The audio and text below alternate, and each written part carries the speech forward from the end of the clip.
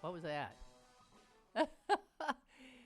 We got gremlins again. They left us for some time, but yesterday's show got weirded out a little bit, or weirded me out, and then now this. Anyway, hi, nice to be here. It's Tuesday. It's August 21st. It's like old times when things start going south, technically, isn't it? Because we've had a good run. I hope we continue it. Anyway, it's Tuesday. That means Susan's joining us, I hope. Susan, are you there? Sure I am. I was going to sit here quiet. Wait. Yesterday we went off air for about 15 minutes and had to reboot and come back in. And I don't know. You remember the old days when you were knocked off every two times you were on, and if it wasn't that, it was something else. There was a buzz you couldn't hear. And I finally I would hang up on you several times. So, anyway, did you hear the beginning? Did you hear the beginning of the show? It sounded like we were underwater or something, and no, it wasn't it didn't sound like you were under. No, it sounded regular, but there wasn't the usual. Yesterday or right now? Right now. It sounded regular to me.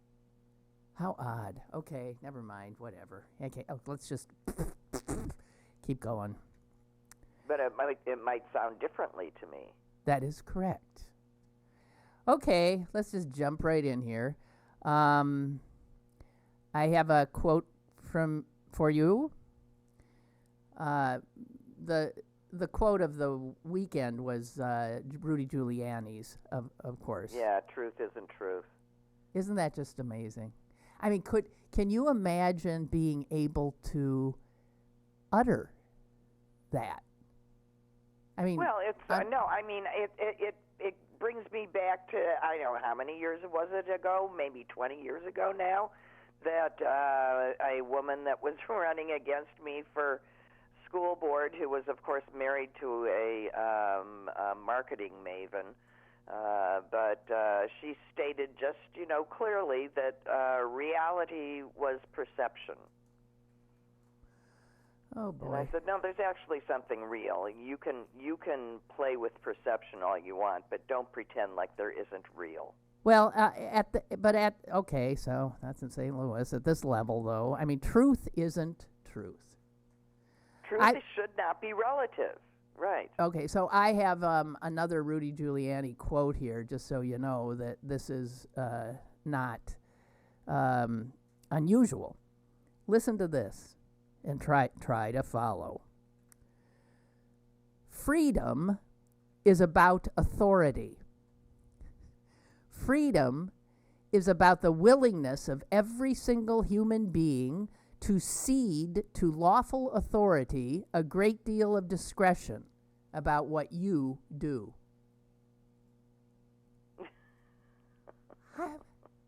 I mean, that's the exact opposite of freedom. Yeah, it is the exact opposite of freedom. What?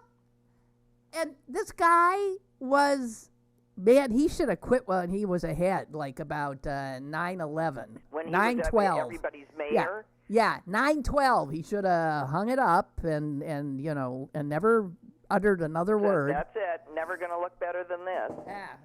God. Jeez. Freedom is about the willingness of every single human being able to cede to lawful authority a great deal of discretion about what you do. Yeah, and especially if that person who's the lawful authority is me, I'll be very free.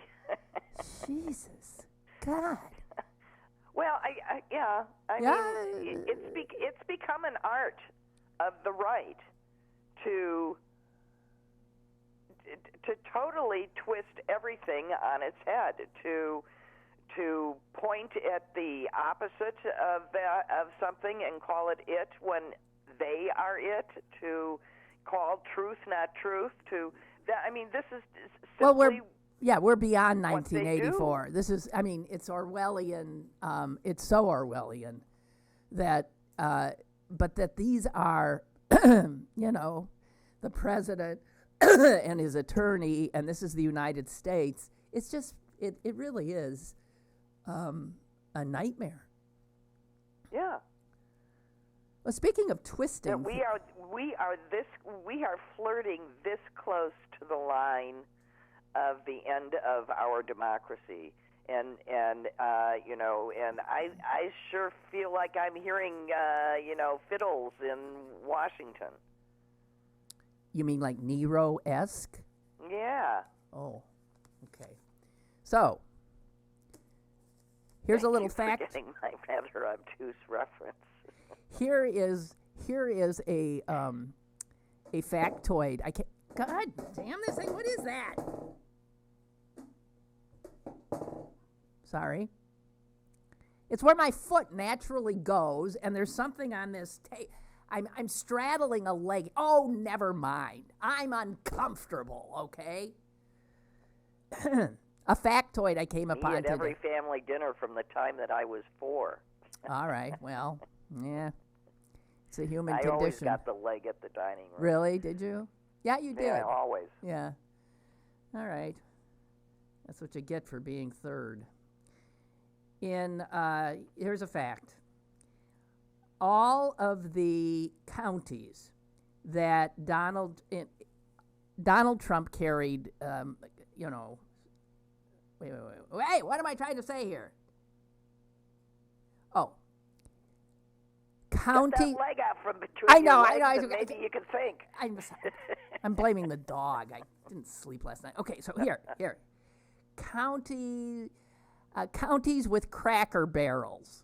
The chain. Okay. Right. Counties of the United States with Cracker Barrels. Trump took 76% of counties with Cracker Barrels, which sounds about right.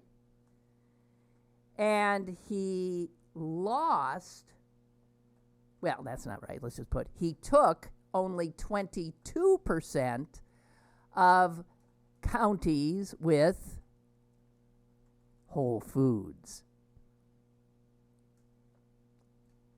Does that make sense? Well, so what are we going to interpret that educationally, classly, or economically? All of the above, because this is a piece written by a guy who's clearly into everything you just said. He's a statistician. He looks at numbers, and here is then another. What he's saying is, this idea that there are two countries now, and that they are really, we know it. The red and the blue do not in any way live in the same reality. In that regard, your competitor was correct. Perception seems to be reality. Right.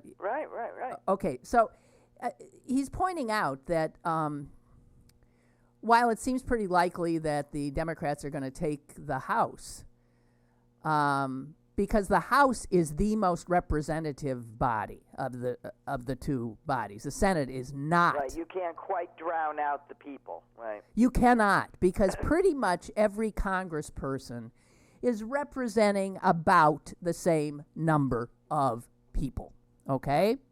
In the Senate, for God's sake, and I've railed about this, a state like, name one of the big square states in the West. One of those states, Idaho. Okay, Idaho has 2 senators, and each of them. California. Yeah, and you can imagine how many people one California senator represents, and imagine how many. There are states that have such little population that the entire state only has 1 member of the House of Representatives. But they hold huge power, that state with no people. They hold huge power in the Senate. And this is a big, big problem, because those big square states with no people in them are red. So they get this disproportionate share of seats in the Senate. And so what we could likely have because there's many more Democrats up in the Senate in this midterm than Republicans. We could see Democrats actually, even if there's a blue wave, we could still see Democrats lose Senate seats. So you would have a Democratic House that will be holding hearings that should be held and driving the White House nuts, I'm sure, and passing legislation left and right, none of which will go anywhere in the Republican-held, even stronger-held Senate, which will be busily checking off every federal judge position they can, every nominee that the White House puts forward. So it is going to be the most totally blocked government that you can imagine, and I think this guy's got it right. It's not going to be, the House could easily impeach Trump. No, send Claire McCaskill some money for crying out. Okay, but there's no way that the Senate will ever convict, unless, my God, I can't imagine what it would take for them to convict. But listen to this, and it gets a little too wonky for me when they start talking about median and this and that. But you had said, so what does the Cracker Barrel and Whole Foods thing really mean? The median competitive, this is for this upcoming midterm, House district, okay, in 2016 gave Trump 49% of the vote. Now, that's interesting. So he doesn't prevail. He doesn't go over 50% with even the median house seat. And the median competitive House district has a population density of 407 people per square mile. Okay? And ranks above the national average in college graduates and in income. So those are all the things that you were pointing out, right? So right. I'm just saying that when it comes to House seats, you have a population density of 407 people, right, per square mile, and higher. Right, so that's more urban than rural. Right. Now, the median competitive Senate seat, however, in 2016 gave Trump 56%. And those places that gave him 56% have a population density, get this, of 88 people per square mile. 88 people per square mile, he prevails. And that's the Senate. I know I'm not saying this right. And 407 people per square mile, he loses. So, unfortunately, also, the population density. So it's small town in rural America against. And it's also below, America. Also the places where there's 88 people per square mile. They fall below the national average in educational attainment and income. So, yes, it's socioeconomic, and it is educational, and it is, we're doomed. We'll just have to see, because he's measuring what was, and he's not measuring, how much some of these people have changed. I don't think all farmers are happy with him right now. I don't think all working class folk, high school grad, GED types are happy with this guy. I don't. Well, not if they're black or Hispanic. I think what we need to do is convince people that their vote actually counts and we need them there. And if it means each of us getting out and going door to door and saying, "Do you need a ride? Let's get you to the polls."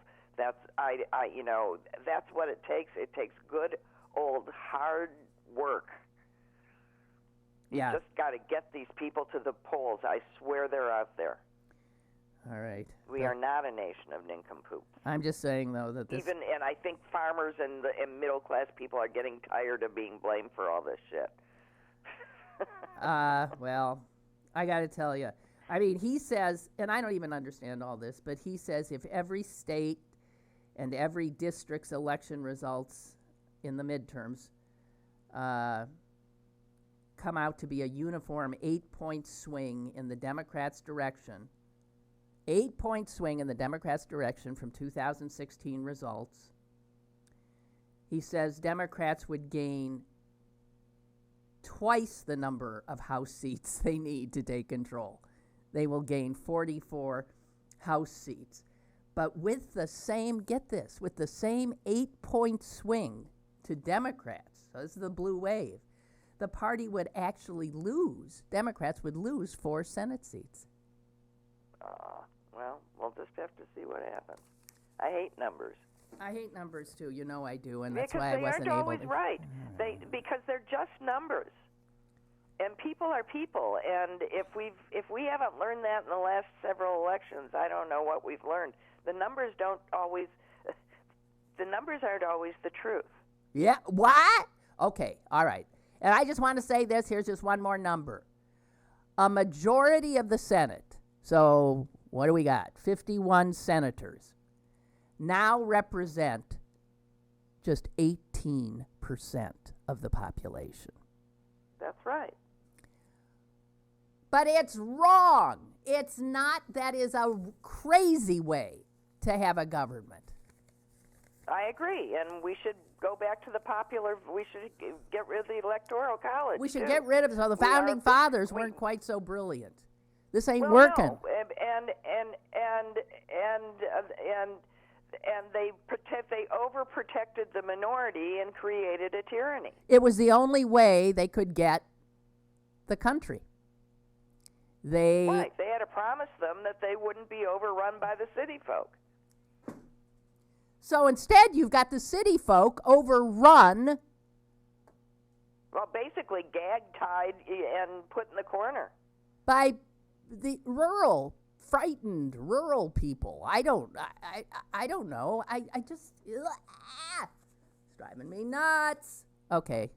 No, it's more that I think it's more that there's been a group of right-wing people out there for a very long time playing a very long game.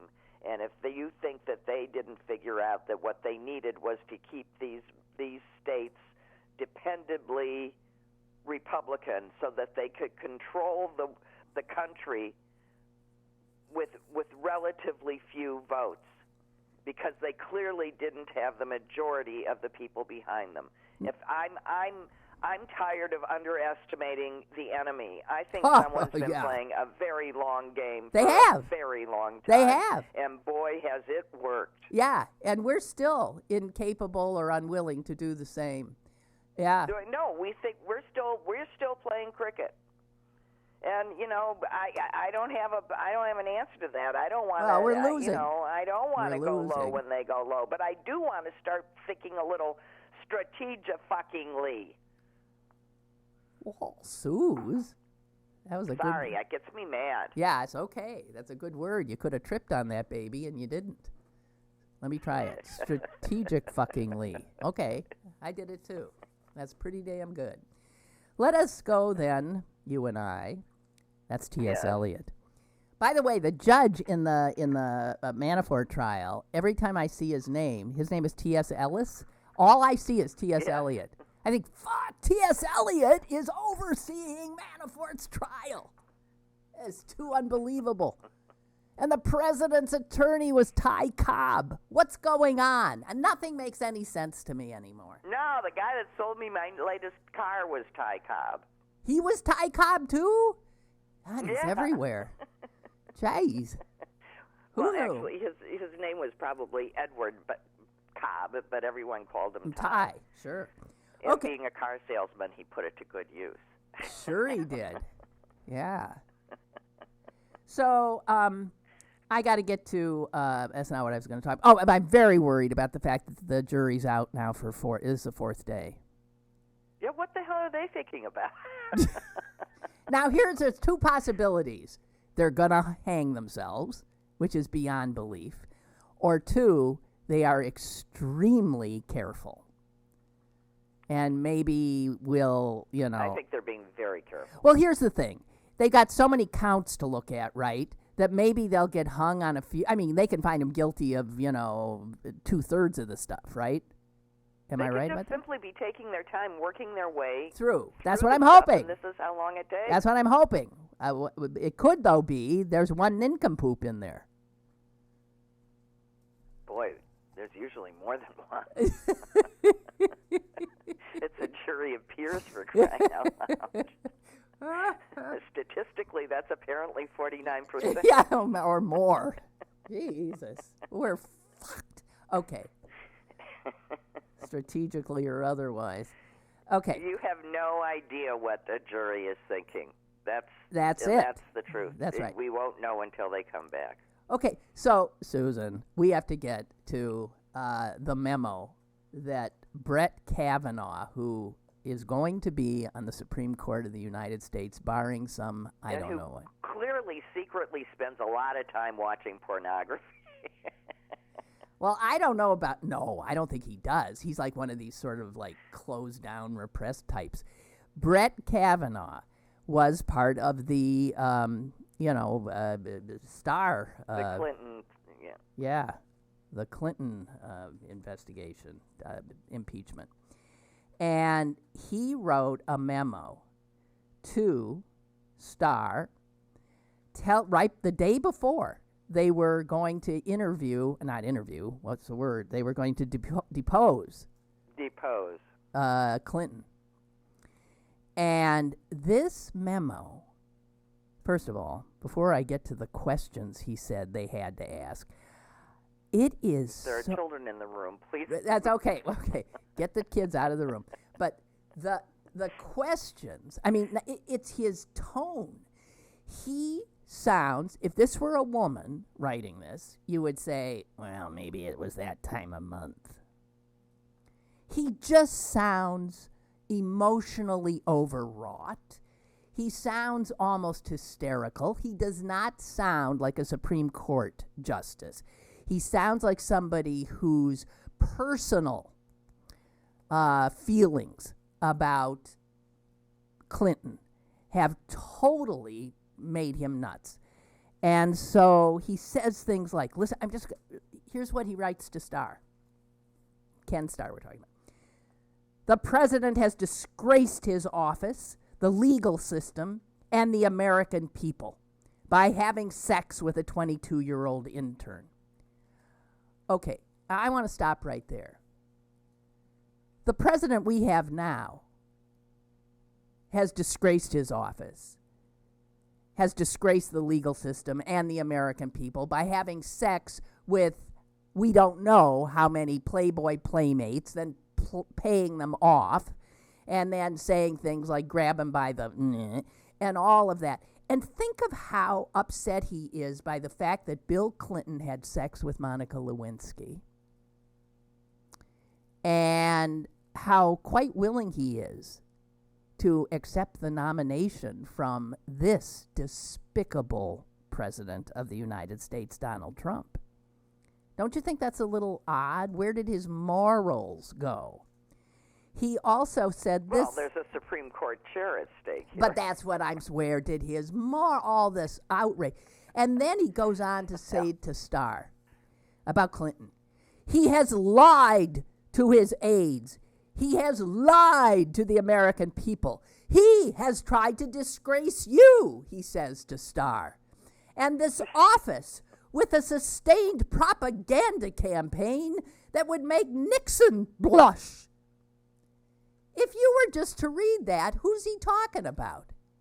Well, it would sound like he's talking about current affairs. I agree. And this is the guy who Trump now wants because he's going to be a rubber stamp for this president, whose behavior doesn't seem to bother him. Here are some of the questions, Susan. Did you see these? Yeah, I mean, unbelievable. If Monica Lewinsky, he said, you've got to ask these questions.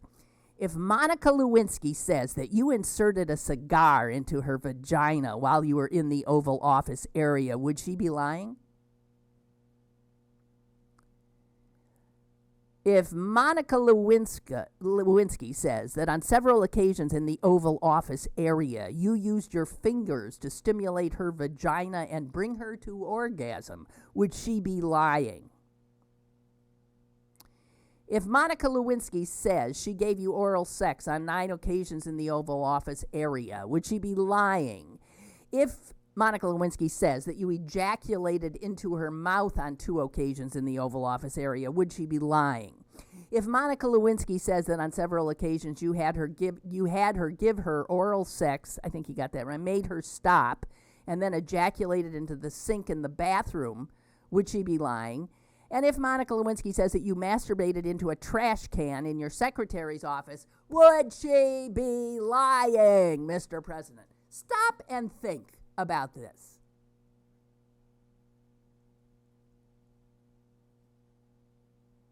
And this is the guy who's going to be on the Supreme Court. So beside himself about the president having an affair, which I do not condone, with this intern, and for whom I feel principally sorry, because of course, it just keeps coming back, and she can't, and her whole life was changed. Well, our lives can be changed by stupid things we do, and yeah, believe me. So,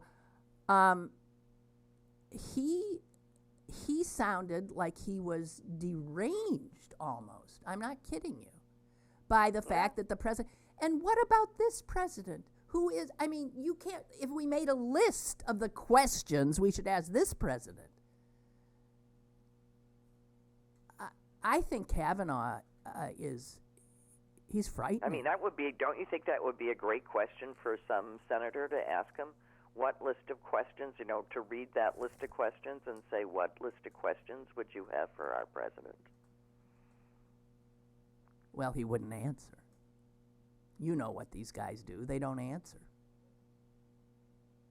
And he also, it is said that he regretted sending the memo almost the minute he did, that he had been working so hard, he was sleep deprived, that blah, blah, blah. Well, fine and dandy.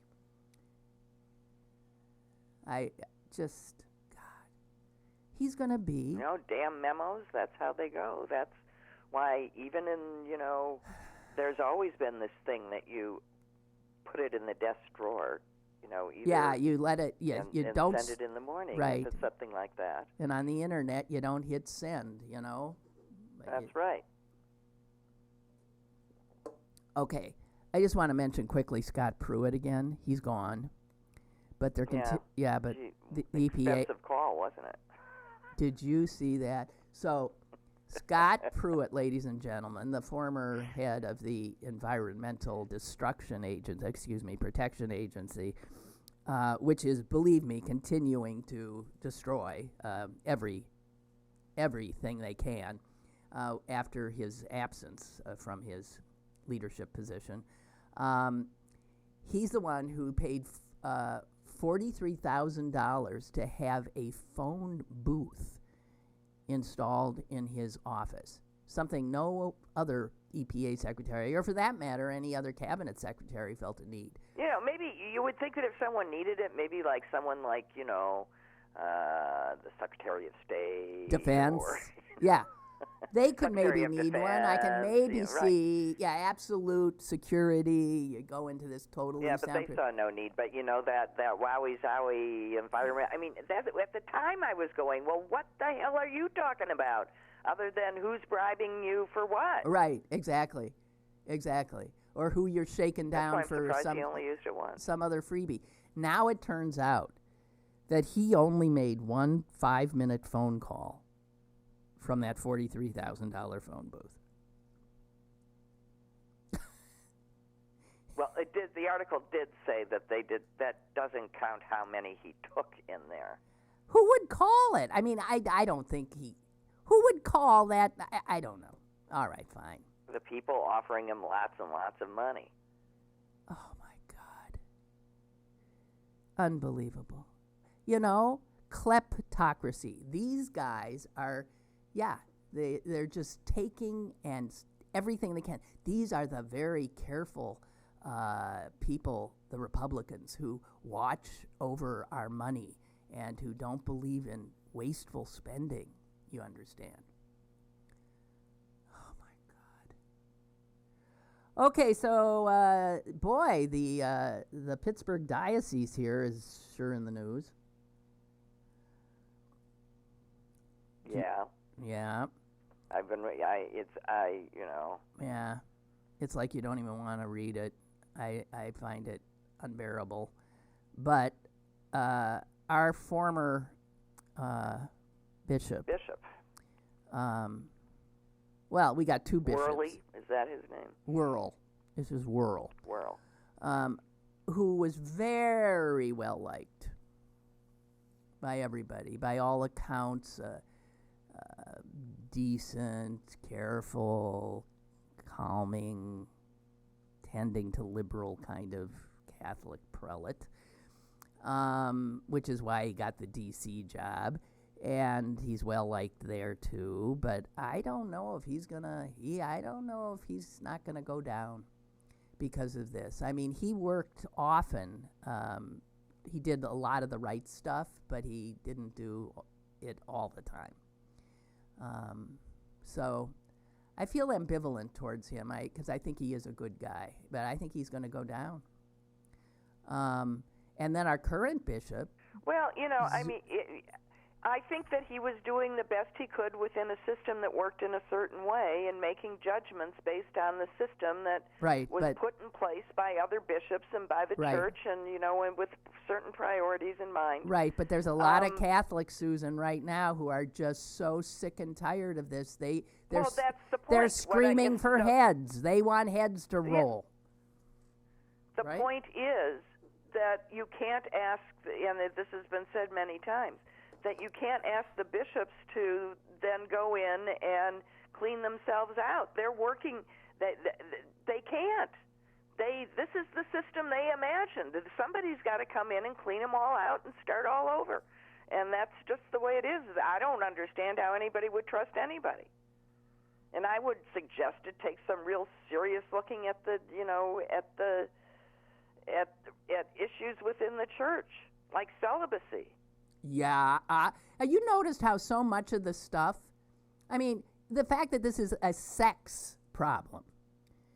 Well, let's talk then about sex in the Catholic Church. And of course, no, it's actually, if you talk, they think it's a pervert problem, that these are just pervs. No. That's absolutely not paying any attention to the priests that have affairs with nuns, that abuse nuns, that get nuns abortions. I mean, there's a whole group of women that came out with that sort of stuff. Absolutely. The thing is, they are sexually deprived. So, and we know that men have a great sex drive. You cannot, I think most of them cannot contain it. So the church has to go back to that and just say, this is absurd. You're just asking for it. You cannot repress. You can't repress it. They've got to let women, it's all about sort of male sexual power shit. It's exactly what it's about. And they're willing to let the church go down because of I don't see. I was not, frankly, for the first time not the first time, but a few times, not very impressed with Francis. I'm tired of all these people going, too. "Oh, I'm so sorry." I agree. Well, big effing deal. You're sorry, right? He didn't. It's not like Francis said, "Here's what we're going to do." He didn't say anything. Yeah, you're. Part of the problem is that Whirl is, we're very close to him, so so this is the problem. Yeah. These guys are each other's families. Right, exactly right. And Susan, there's a there's a high school here that was that Catholic. Yeah, defaced. It made the news. Oh, it did. Okay, Oh, so it was defaced, and there's a just like our nun who threw out that great first ball made the news. Did you see that? No. There was at the White Sox game. This nun in a white habit, black veil, gets up there and stands on the mound, acknowledges the crowd, throws the ball up on the air, pops it on her bicep, and rolls it down to her arm. You're kidding. Winds up and throws a perfect strike. You're kidding. Why? No. Is that why they had her do it? The major league proclaimed it the best, first pitch ever. Ceremonial pitch ever. Well, why was she doing it? Because they knew she would do that, or was she being honored? I don't know for some how she reason? got the honor in the first place. Well, but, it might be they just wanted her. I missed that part of the story, but I've seen her do it so many times since. It's just the whole thing is hysterical. Oh man, I haven't seen it, but that's wonderful. Okay, we have a caller. Caller, go ahead, please. Hey, Lynn, it's Mike in D.C. Hi, Mike. I can barely hear you. You got it. You got him now. Hi, Mike. Hi. So my point of contention is with that the sexual abuse case has something to do with sex. It does not. Sexual predators, it is not about sex, it's about abuse. And they're using sex as a way to abuse children. It's not about sex. But they're using sex because they are sexually repressed. Yeah? No, they are when it comes to the when it comes to children, priests. period. Okay, but if they were beating children, would it be some other reason? No, because I think they are beating children. That's some of the accounts, and they just seem like pervy sex. I'm sorry. I understand what you're saying. I understand what you're saying, Mike. I get what you're saying. But that's not all of it. I mean, there's plenty of adult relationships that are inappropriate as well, and it's not all kids. It's just a lot of stuff that shouldn't be happening, and it is all power. It is all about power, but some of it's also about sex. Don't you think some of it's about sex? I think that's a dangerous road to go down to say that this is something about sex, and that if the church changed and let them have sex in a consensual relationship, that these men who were attracted to the unfettered access to children would not continue to go to that profession where they have unfettered access to children. It's about their access to children. And I'll tell you this as a former Catholic. If those priests were stealing money from the church, not children's innocence, they'd never touch another penny in the church. Right? They'd find some way that the priest or the pastor had nothing to do with the money. But because it's just little children and they're innocent, pass them on to another parish. Or send them with a letter of recommendation to Disney World, which they did with one guy. No. Here. Right? That was one. I hate to tell you this, but yes. He left the priesthood but went and worked at Disney World. I can't read much about it because it makes me ill. Yeah. But one of the things I did read was that they would give them crosses. Yes. So that other molesters would know that this kid is applicable to be molested. That give them gifts of gold crosses so that other priests would know. I just got... This has nothing to do with sex. No, it's just despicable. I just got an email from Barbara that says exactly that. She said this morning when I drove by the rectory of the Catholic Church I attended as a child and I looked at the big cross hanging on the front of the building, all I could think of was marking the young children who were an easy mark with a gift of a cross to hang around their neck. And if this was any other agency or group or volunteer place where that had this much accusations of pedophilia, they would be shut down, period. But because it's the church, they're allowed to decide who gets arrested and who doesn't. They're allowed to decide. It just isn't, oh my God, it's so wrong, I can't stomach it. Okay, so you obviously think Whirl should be gone. Anyone who protected someone from raping a child should be gone. Okay, or paid Or them after the fact. The predator should be gone. Right. Okay, so Zubik should be gone too. All of them, because that was the All of system. There'll be no They should bishop all be left. gone. Because they all colluded. You can't claim, no one can claim they didn't know this was happening. You just can't. No, they did know, and in fact, the report talks about how they all, only the bishop had a key to, they all had this, sealed away, who was getting paid what, to keep them quiet, blah, blah, blah. Yeah, it was a conspiracy to protect the church, not the children. Well, and for every one of the 1,000, there's probably 5 or 6 more. Well, I think that's more that didn't, obvious. Yeah. All right. Well, and in Jesus' name to boot. And in Jesus' of course, name. it's always in Jesus' name. This isn't just Coca-Cola presidents molesting children. This is like in God's name they did this. Well, that's yes, what they should go. Every last one of them. And that's how they had so much. Protect the people who protected them. They had so much power because they were like God to these children, right? They had the power of a. Right. We were told they were God, and as a parent, you couldn't have even my mother couldn't have even protected me if that were to happen to me, because it comes over the loudspeaker. Father so-and-so wants to see you in his office. You can't say to this teacher, I can't go. My mother said I can't go there. You couldn't call your mother. You didn't have a cell phone and say, Father so-and-so just called me to his office. You gotta go. So there were principals and teachers, and they all knew or suspected. And then they would go after the kids that didn't have a dad. Or the parents who worked too much.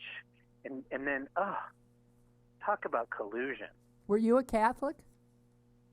Yeah, I went to Catholic till the 3rd grade. But I mean, you're not a practicing Catholic. No. And this isn't the only reason. It's mostly the gay issue. Yeah. Is that I'm not going to heaven under any circumstances. But these pedophiles are going, and they're buried on sacred ground. But if my family wants to bury me in a Catholic church, no, you can't. He's gay. Really? But these still? pedophiles? What? Really? Still? Yeah. Still. Oh man. Unless I join the church and go to confession and say I'll never do it again. Oh my. Okay. Well. And even if they would, I wouldn't do it because I wouldn't support them with my money. And that's probably what's going to make this change. Is the Catholic's going to say, nope, no more money. Well, they're already saying, please don't do that. Yeah, they're already saying, please don't. Our ability to don't, right. Don't starve our charities because of what these people did. And I'm going, well, What else are they supposed to do? What can they do? What else are they supposed to do?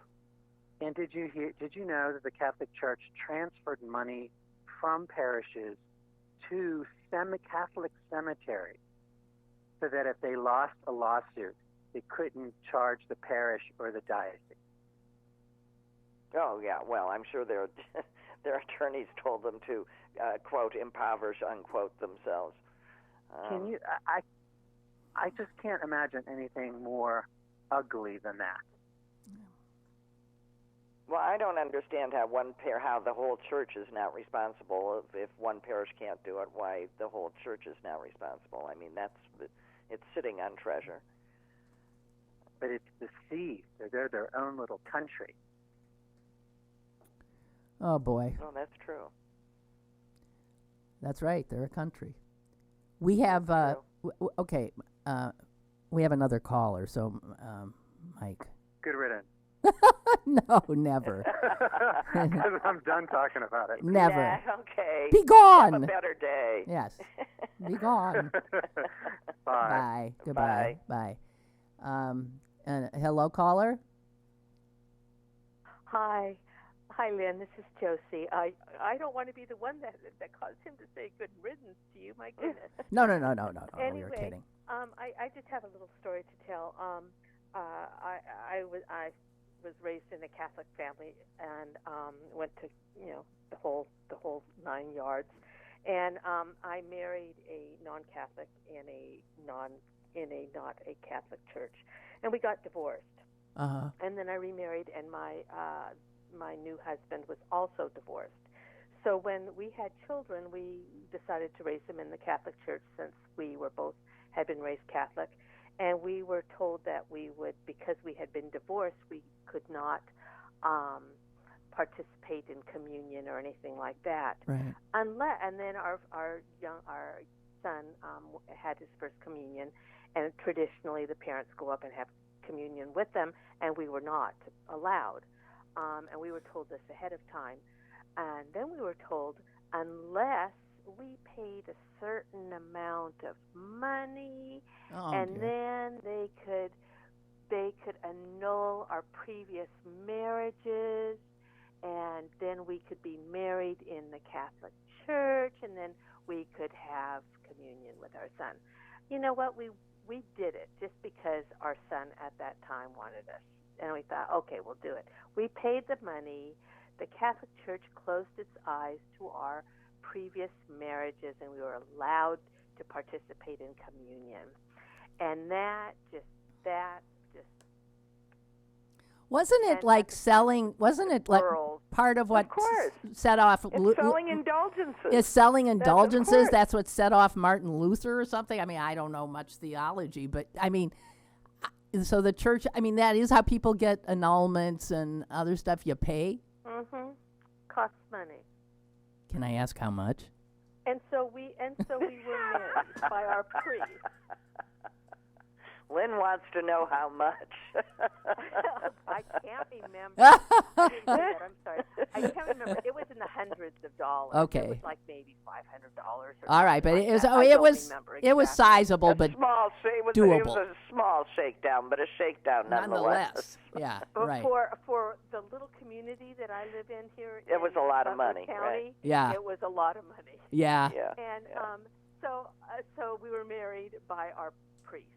And so I just happened to look through the list of priests that were accused of in the report. The list that was published, and sure enough, there was the priest that married us.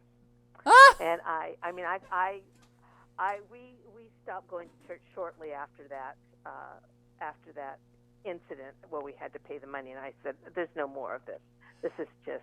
So the guy, the priest who shook you down was named in the report as one of the abusers. Correct. Yeah. Wow. The whole politics of the Catholic Church is in the gutter. Okay. As far as I'm concerned. Well, thank you. I don't know. I'm sorry. No, I just wanted to thank you for a really wonderful personal spin on all of this. I want you to understand that I know you guys like then Bishop, now Cardinal Wuerl. Yes. He was a slime bag as far as I was concerned, and he was just a slime bag. But that's my personal opinion. Okay. Thank you. You ladies have a nice rest of the day. Now you be gone. Goodbye. Thank you. Bye-bye. Bye. Bye. Oh my God. Well, I'm sure that she knows better than we that he was a slime bag. Well, and it yeah, appears that she's absolutely correct. He was a slime bag. Well, speaking of all of this, well, we have another caller. I'm never going to get to this. Okay, caller, hello. Hey, Lynn. Hey. Hi. Hi. Hey, I just make it real quick. One old lady I used to work for years ago, she's probably passed away now, but she told me religion is man-made, written by a man, she said, because a woman isn't God. And woman has very little power in religion, except for the Virgin Mary. So that's her explanation of it all. I don't. Well, okay. Well, right. It was definitely written by men. Religion is written by men for men, and you know that, or otherwise God would be a woman. Yeah, absolutely. Exactly. All right, so we got that right. Thank you. Bye. And I mean, the way the men wrote it. All us girls know that. And the way the men wrote the story, of course, it was a woman, Eve, who lost all humanity, the Garden of Eden. Just couldn't. It's Eve's fault, but they couldn't figure out how to not need Mary, because not one of them could imagine going through childbirth, so that wasn't going to happen. So they had to put up with Mary, but then they sidelined her pretty quick. Oh my God! All right. Well, there is a piece in I think it's the New York Times today, and here I'll just read to you the caption of a picture. I'm looking at two older women who are smiling, and one has her arm around the other, and the caption of the picture is this: Mary Walsh left, and her wife, Beverly Nance, were denied admission to Friendship Village, operated by a faith-based nonprofit group. So these two women were, wanted to be in this retirement community, and they put down their $2,000 deposit. They put their house up for sale. All of that, and then they got the phone call. And it was that the term marriage, as used in our policy, means the union of one man and one woman, as marriage is understood in the Bible. Well, the ACLU has that case. And it's believed to be, I'm surprised about this, the first federal suit by a same-sex couple turned away from a retirement community. Can you imagine they're going to have trouble because they only enforce that rule very selectively, as I understand. Oh, okay. So they're called, I mean, it's just the craziness. It reminded me of I mean, they might be allowing heterosexuals not married to cohabitate. You know, exactly. They just decided, and they also let these women, go along for a while. Yes, it they wasn't did. Like, how do you do? Here's our money. No, you can't come. No, they were brought in. They were very far along in the process. Right. Enough so that they put their house up for sale and had a deposit in. They thought it was. Right. And the fact is just that the fact that this place is called Friendship Village. And yeah, of course. Yeah, this is Friendship Village, but not for you. And what is with... And this is the kind of freedom of religion, by the way, that Jeff Sessions' Justice Department believes in. The freedom of a place like this to tell these two women, you can't live here. That's right. Unbelievable. All right, Susan. It's freedom to inflict their twisted version of Christianity on other people. Right. I got two more. That's what freedom of religion. That's right. And the latest that Supreme Court case on the baker sure didn't say no to that. It didn't quite say yes, but it looked like a yes. So, no, if Kavanaugh ends up on the Supreme Court, that idea that freedom of religion means the ability of people to not serve somebody who is gay or who is what? I mean, what would your religion? They can do whatever they your want. religion and can say tell it's you against anything. Their religious views, Yeah. and they can make up whatever religion they want to say that. Yeah. So, Susan, this was in the science section of the New York Times today. In a new study of online dating, researchers examined how many messages, seeking opposite sex partners, who got the most, they wanted to check desirability. So who was clearly seen as desirable of all the 200,000 users that they looked at? And, who clearly was desirable? It appears from all the data that men's sexual desirability peaks at age 50. Women's... Okay. Yeah, what, 22? Susan? Yeah. 18. 18, I was too old. Oh, you disgusting excuses for humanity, you men.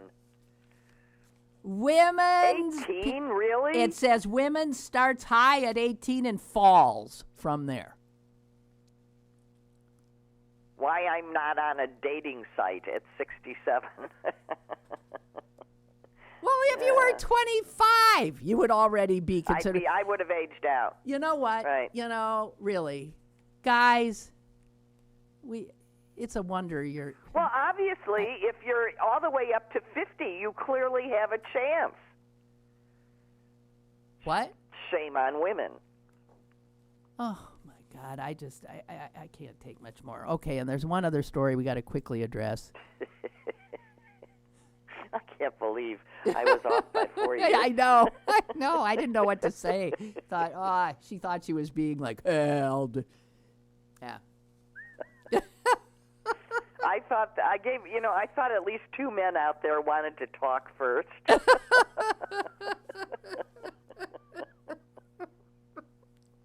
Oh, Jesus, God in heaven. Okay. Oh well. Okay. All right. And reality check. The other story is Asia Argento. Do you know? Yeah. Oh yeah. Uneffing believable. Well, this is this thing that girls get raped and boys get lucky.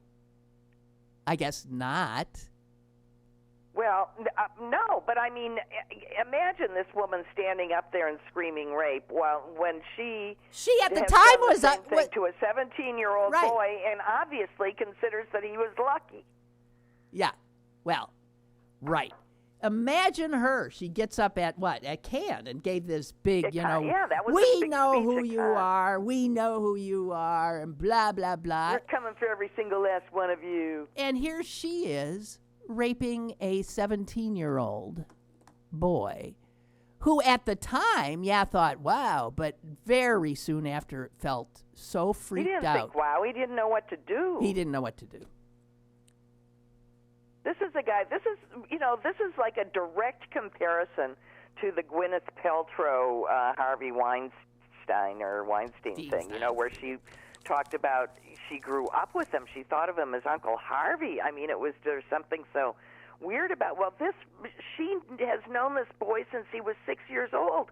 They starred together in a movie when they were 6, and they were just sort of friends off and on for years, and then at 17, she decides to pluck him?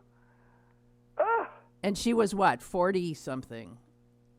Yeah. Unbelievable. Unbelievable. But honestly, in her own head, clearly does not think that what she did is exactly with what what you know she what I mean?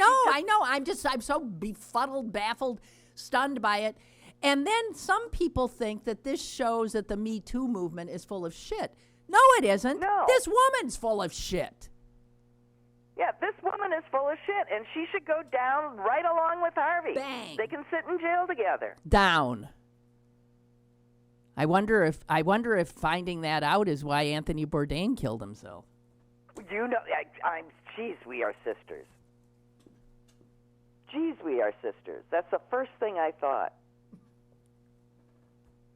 She was Anthony 'Cause Bourdain's something had happened between partner. them, and the timing is right. Yeah. Oh, well. Okay, Susan, my sister. That's it. No, we talked. All right. Well, that was good. There was a lot to talk about. It's still good. Okay. There was. Hey. Wish there weren't. Wish there weren't. Okay. Have a nice day and kiss the doggy. I will. He's exhausting me. I will.